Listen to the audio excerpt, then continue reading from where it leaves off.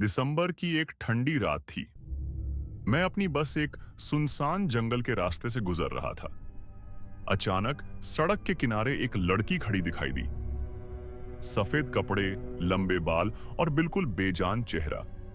मैंने बस रोकी और उसे बैठने दिया, लेकिन जैसे ही वह बस में बैठी, मुझे लगा कि उसके पैर उल्टे पड़े हैं। उसकी आंखें सूजी हुई थी, मानो वह बहुत रोई हो, लेकिन उसके चेहरे पर कोई भाव नहीं था। थोड़ी देर बाद एक बुजुर्ग यात्री चिल्लाया, यह कोई इंसान नहीं है। और जैसे ही हमने पीछे मुड़कर देखा, लड़की गायब हो गई थी। बस में हड़कंप मच गया। खिड़कियां अपने आप खुलना बंद हो गईं। इंजन बंद हो गया और बाहर किसी के हाथों के निशान दिखाई देने लगे। हमने सूरह फातिहा पढ़ी। तभी अचानक वह लड़की प्रकट हुई और बोली, यह मेरा इलाका है, चले जाओ। मैंने आयतुल कुर्सी पढ़नी शुरू की, लेकिन डर के मारे रुक गया।